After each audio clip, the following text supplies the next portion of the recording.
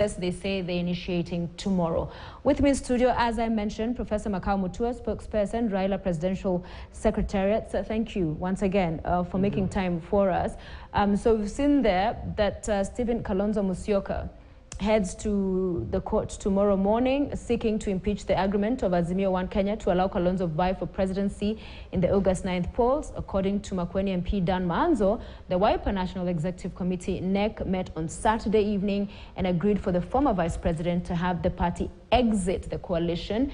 The Wiper's Deputy Secretary General also insists that they will also be seeking for every party in Azimio coalition be allowed to go its way. Manzo has also revealed that the name of Kalonzo Musyoka was earlier forwarded to the Independent Electoral and Boundaries Commission, IEBC, as a presidential candidate.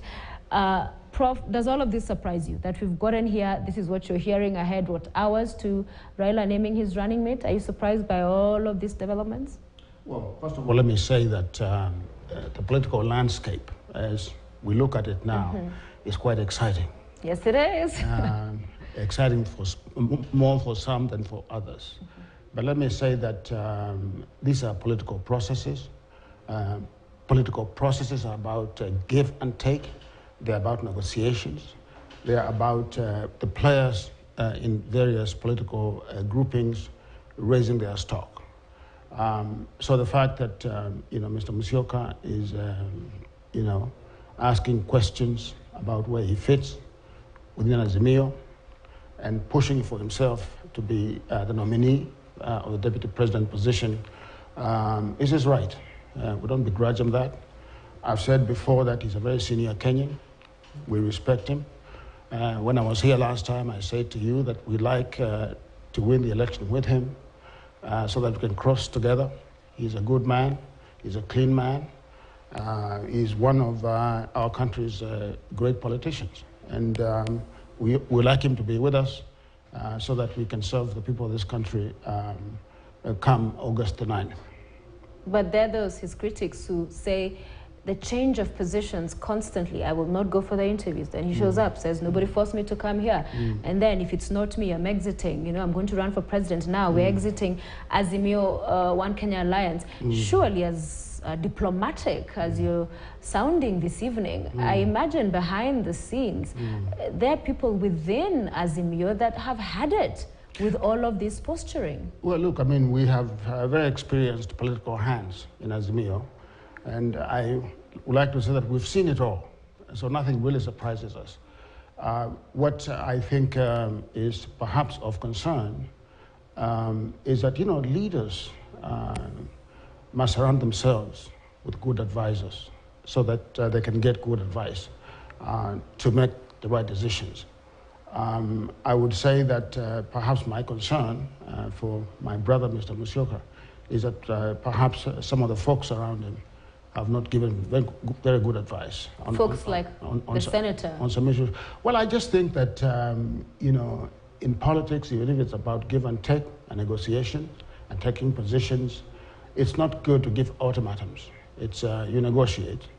I think I have met with Mr. Musyoka a number of times, and I've actually met him in the presence of my senator because of Kitui County, and we have had cordial discussions. And I've been hoping throughout that those discussions will continue even tonight. So that we can move together forward. I'm not sounding diplomatic as you put it. It is. I think I'm just. It's because I've heard others from you, especially ODM and your coalition. I mean, speak about just what some describe as somersaults, and all manner of words that are given to these developments, and it's a frustration, a deep. Yeah, but frustration. Sophia, the only person who counts, really, at the end of the day, is a person who is going to pick the running mate. And the person who is going to govern with that running mate, should they be favored by Kenyans to be elected. So Mr. Odinga is the one who will make the decision. I don't think you have heard Mr. Odinga make a disparaging remark about Mr. Kalonzo or express frustration. He has not. He's welcomed him. He's, talked to him.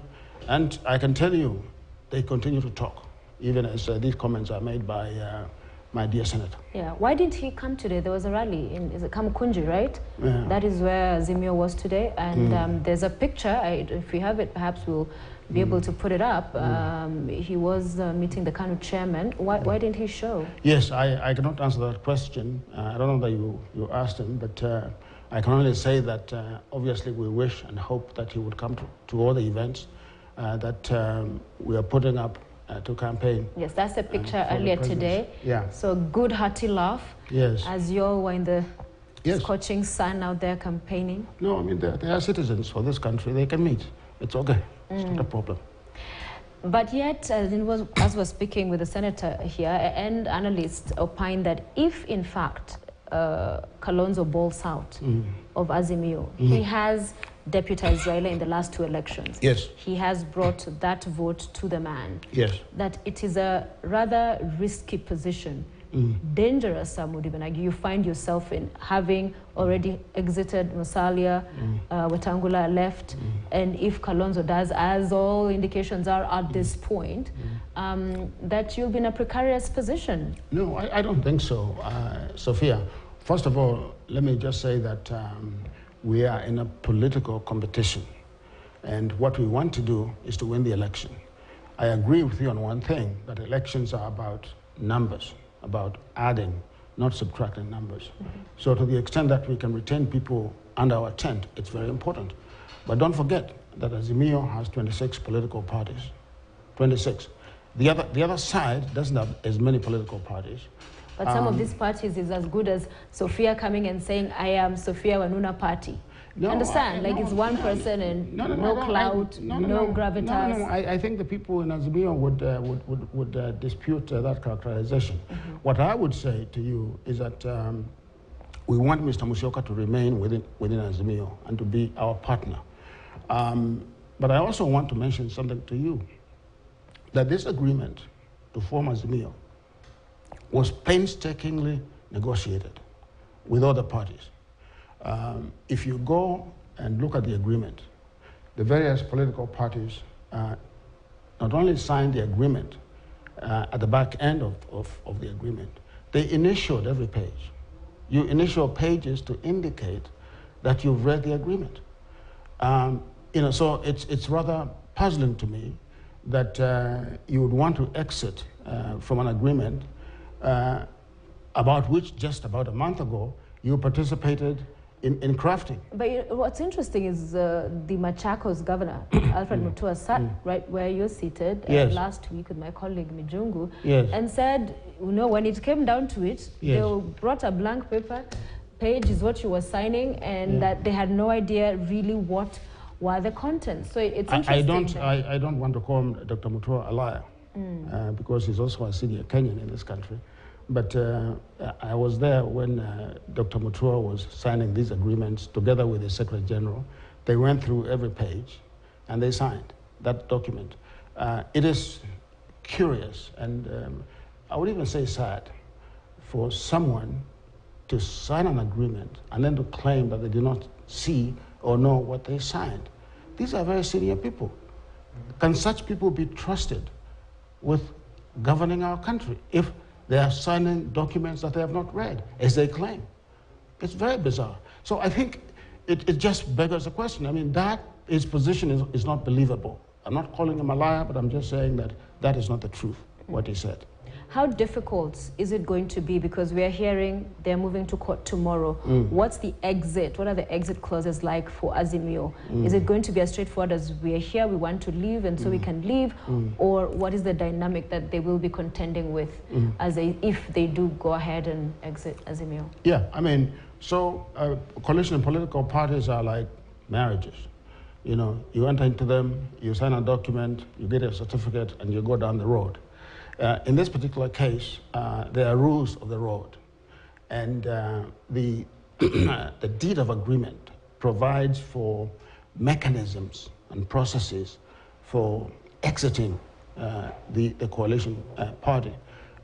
First of all, it provides that a party which is a member of a partner in the coalition cannot exit 6 months after the registration of the party and 3 months after the elections.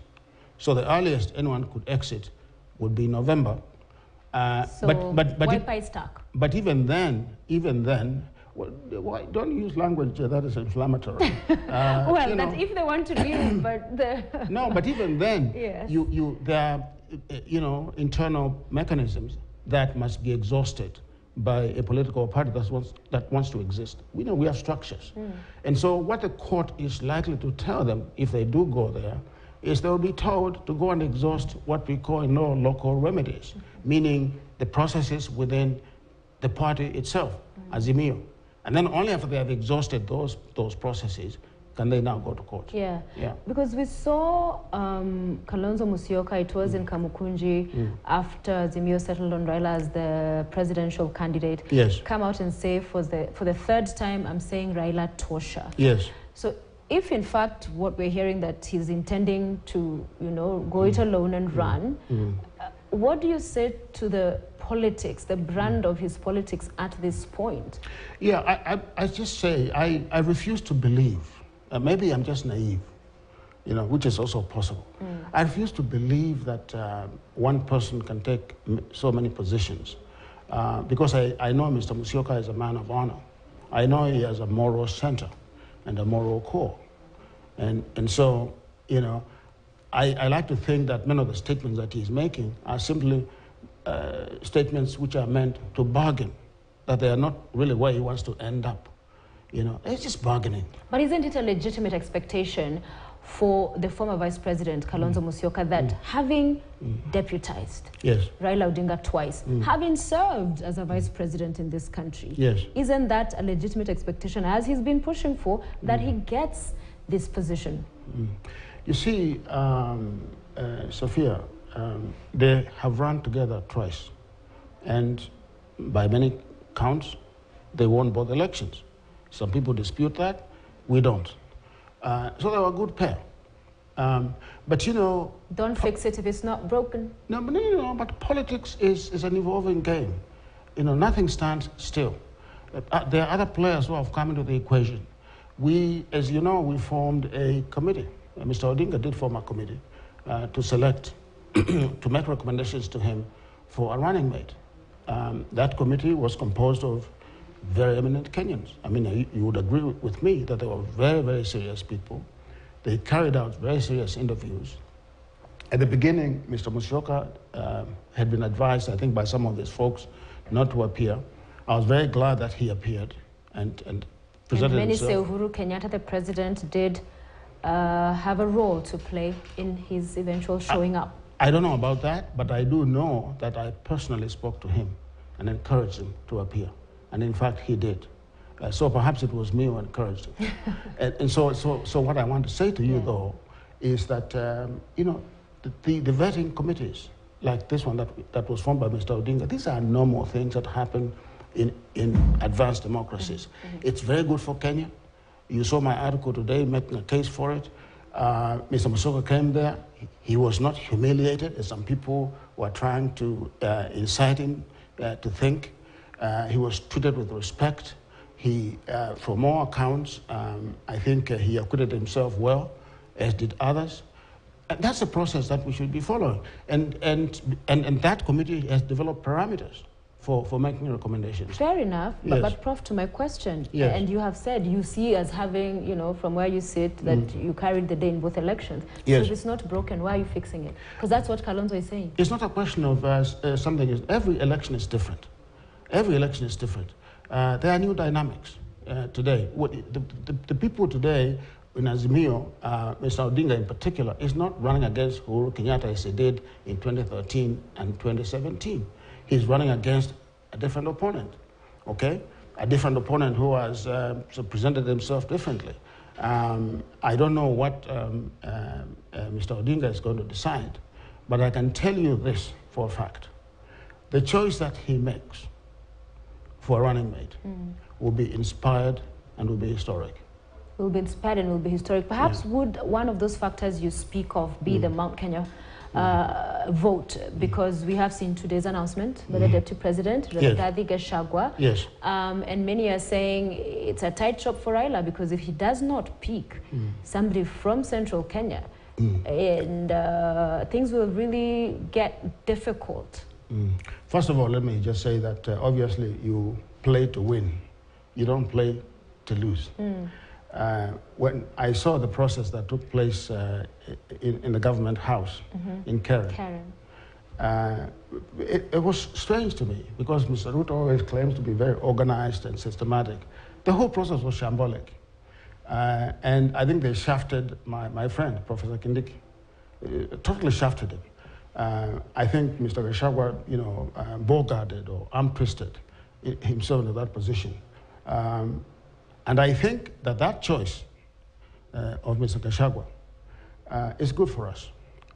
Well, let me first of all congratulate them for choosing him, but also thank them for choosing him for us, because it is a gift that will keep on giving for us. You have now, on top of that ticket, an individual who probably, in a normal country, would not be permitted to run for high office. That is the Deputy President. He is a scandal-ridden individual. As I said before when I came here to you, that his scandals stretch from here to Timbuktu. But he's not been charged, and in fact, by the time he was running... But I'm saying that that is a problem of our politics, okay? The man is not clean, and all and sundry can attest to that. Now, you tell me, Sophia, if you have certain weaknesses, why you go, pick an individual who has similar problems? Mr. Gachagua is a foul-mouthed, scandal-ridden individual who is facing cases in court for corruption. Innocent until proven guilty? For money laundering. No, there's something called public shame. Why didn't that public shame apply for Uhuru and Ruto? No, but in 2013? Don't forget that some of us were opposed to them. Are you forgetting this? We actually went to court. What we've said, we must clean our politics, so that if an individual, for example, who is accused of rape or murder, or other heinous crimes, should never be allowed to run. We should not be saying that an individual should be allowed to run until they are proven guilty. There's something called public shame. And now you see even some individuals who have been removed, impeached and removed as governors, running again. What country are we trying to build? What are we trying to tell our children? So I just want to say to you that ticket that Uda gave us, the country yesterday, is a ticket that stinks to the high heavens, and a ticket that should be rejected. But I'm saying that now, for our side, it's a good ticket. And to your point, and to your question about Mount Kenya, it is true. Mount Kenya is a very important, block of voters in this country. We take it very seriously. But don't forget, this is a national election. It is not just a regional election. It is national, but there are significant numbers in Central. There are significant numbers in Central, but the election will be won by 50+1. Correct. And so I'm not saying that, that any serious political thinker would say Central is not important. It's very important. But when you are picking a nominee to run with you, you are looking for someone who will help you win the election, number one, and number two, who is going to govern with you and help you fulfill your promises that you made to the population. And then you look at other factors. You look at gender, you look at, regional inclusion, you look at any number of things. You look at whether, in fact, that person meshes with you, or whether that person, will oppose you. We do not want a repeat of what has happened between Mr. Kenyatta and Mr. Ruto. So clearly, we're going to pick someone who is simpatico and if with Mr. Odinga. Want a repeat of what has happened between in the Uhuru Ruto government, Kalonzo is on record saying if he were to be elected alongside Raila Odinga, his focus and eyes on 2027. And so then that would speak of a disqualifying sentiment in whatever forum it was said, or some said it was a joke, but he said it. I asked him that question, and he told me it was a joke. But he said it. But he said it. Yeah. And I also told him that told him you said it, but I said it's a joke. You know, in politics we say all kinds of things. You cannot hold them against us, otherwise you hang all of us. Yeah. You know, and you know, I gave him a pass on it. So Martha Karua, Kalonzo Musyoka, yes. Munya, Peter Kenneth. Yes. 3 short lists, Munya or Kenneth? Why are you forgetting my governor, Governor Charles Ngilu? She was also there. Okay. Yeah, wasn't she there? But in terms of the short list, which is 3, I mean, if Kalonzo is there, I'm not imagining you'll have Kalonzo and Charity in that same short list. It's 3 people. I mean, do you have a crystal ball? I'm the one who owns the crystal ball. Remember that. You don't own it. All right. Yeah. No, I think you ask a good question. I think all the people that you list are very serious people. You know, Mr. Kenneth is a very serious, credible politician in this country. So is Mr. Musyoka, as I've said. You know, obviously, Martha Karua, our record speaks for herself.